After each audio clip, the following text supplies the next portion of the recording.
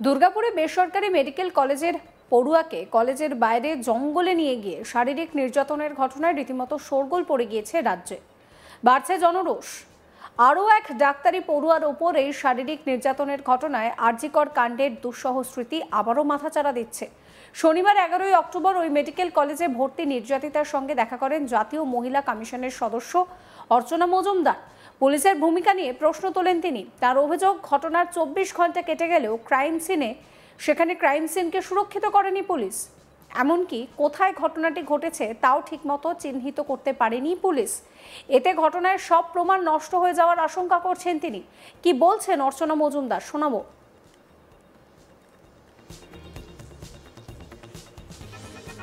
এটা মেডিকেলিক্যালি এই জায়গাটাকে কর্ডন করে এর পোস্ট যা করছে করার ইনভেস্টিগেশন, ছবি, ফটোগ্রাফি, মার্কস, যে রেপ ভিকটিম এবং রেসপন্ডেন্ট দুজনেরই বলতে পারছেন না না, স্পটটা আপনি বলতে পারছেন না, না আপনারা আইডেন্টিফাই করতে পারেন না। উনি বলতে পারেন মানে বয়ফ্রেন্ডের কথা মতো এখানে দাঁড়িয়ে ছিল, তারপরে অ্যাকচুয়াল স্পট কোথায় উনি বলতে পারেন। যাই হোক, এই জায়গাগুলো ঘিরে দেওয়া উচিত ছিল। ফরেনসিক আসছে ম্যাডাম, ফরেনসিক আসেনি কিছু ল্যাবসেস প্রচুর।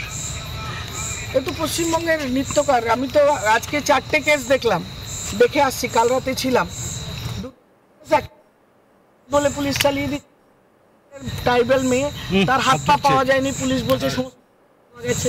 একটা মেয়েকে খুঁজে বার করেছি, আরেকটি মেয়েকে আজ পর্যন্ত, জুন মাসের case, June, July, August, September, October, 5 মাসে পুলিশ আইডেন্টিফাই করতে পারেনি। তাই তার কোনো বিচার হচ্ছে, কেউ ধরা পড়ছে। পশ্চিমবঙ্গের সাধারণ মানুষের এই অবস্থা, এই জায়গায় আমাদের লড়তে হবে। এখান থেকে আমরা, আপনারা একসঙ্গে সবাই মিলে, আমরা যদি মেয়েদের এই উপর অন্য হিসেবে ব্যবহার করা, যেখানে সেখানে ধরে এইসব করা, এগুলো যদি আমরা সবাই মিলে না চেষ্টা করি না, এই বিষ, এই ক্যান্সারের রোগ সারবে। যদি ক্রাইম সিন এখানে ঘেরা নেই, তার মানে তো এভিডেন্স ট্যাম্পার্ড হয়ে গেল। তাই তো মনে হচ্ছে, আপনারও মনে হচ্ছে, সকলের মনে হবে যে এই জায়গাটা পুলিশকে ঘেরা উচিত ছিল, ফরেনসিক করা উচিত ছিল। এবং এই জায়গাটায় যে এভিডেন্স, তারই তো কোনো কনফার্মেশন নেই। উনি দেখালেন ওনার গুড ফেথে, উনি অবশ্য আমাকে গুড ফেথেই দেখিয়েছেন। কার্যত এরপর কিছুটা হলেও নড়েচড়ে বসে পুলিশ। রবিবার 12ই অক্টোবর সকালে 3 জনকে গ্রেফতার করা হয়। এদিকে মেডিকেল কলেজ সংলগ্ন যে জঙ্গলে এই ঘটনাটি ঘটেছে, সেই শ্মশান লাগোয়া জঙ্গলে ড্রোন উড়িয়ে নজরদারি চালানো হয়। অভিযুক্তের জঙ্গলে লুকিয়ে থাকার সম্ভাবনা রয়েছে, এই ধারণা থেকেই সম্ভবত ড্রোন উড়িয়ে তল্লাশি চালায় পুলিশ। রবিবার সকালে শুরু হয় ক্রাইম সিন ঘেরাও প্রস্তুতিও। আপনাদেরকে শোনাবো ডিসি অভিষেক গুপ্তা কি বলছেন এই নিয়ে। এভরিথিং ইজ বিং ডান, সব কিছু করা হচ্ছে, সব কিছু ভালো করে দেখা হচ্ছে। 3 জনকে কোর্টে ফরওয়ার্ড করা হয়েছে, আজকে 3 জনকে অ্যারেস্ট করা হয়েছে, তদন্ত চলছে।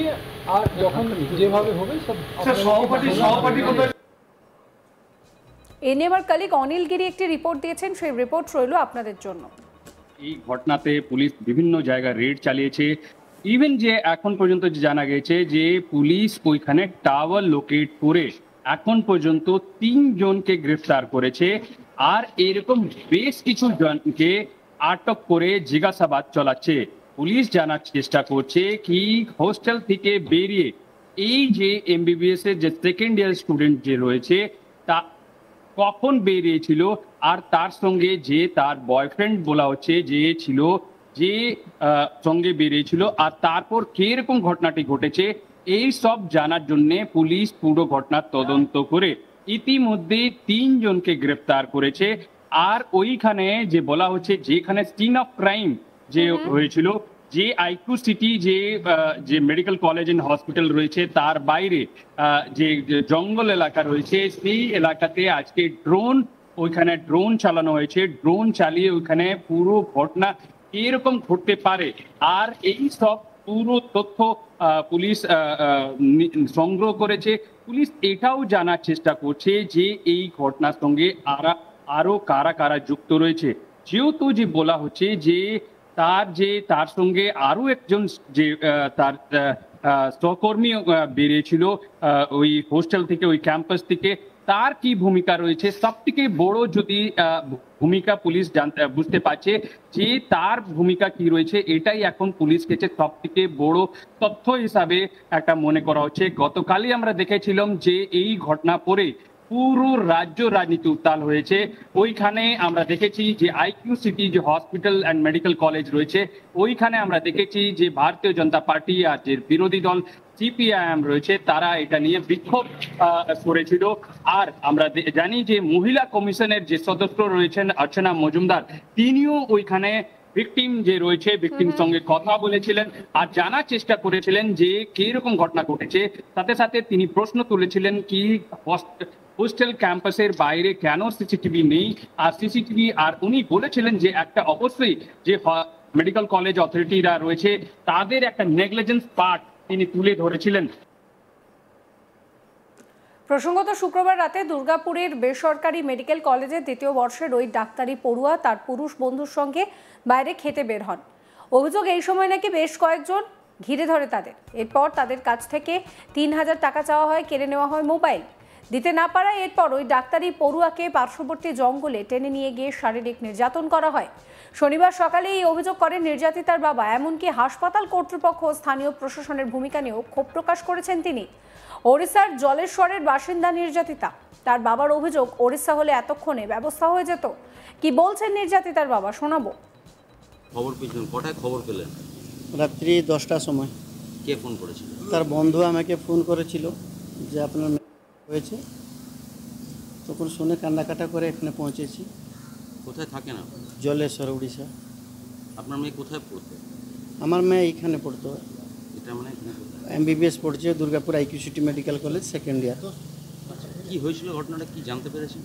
ঘটনা সম্ভবত এখানে এসে আমরা তো কিছু জানি না, তরবর করে এখানে জিজ্ঞেস করে দেখলাম। এখানে 9:30 9টার মধ্যে একজন ছেলে, ওদের নামটা কি ওয়াসিম খান না কি, ওয়াসওয়ালিয়া, ও বললো গুপচুপ খাবো চলো, দেখি সেদিকে ভুলে ওকে নিয়ে গেছে। কোন দিকে? আপনার গেট কাছে। তো গেট কাছে নিয়ে গেছে। আমরা তারপরে ও কি 2জন না 3জন লোক এসে, যখন 3জন লোক এসে গেছে ও ছাড়িয়ে সেখানে ওকে পালিয়ে এসেছে। তার মধ্যে একজন করেছে, ওদের মোবাইল ছড়ে নিয়েছে। তারপরে 3,000 টাকা দিলে মোবাইল দিব বললো, তার কাছে 200 টাকা ছিল, ও 200 টাকাও ছড়ে নিয়েছে।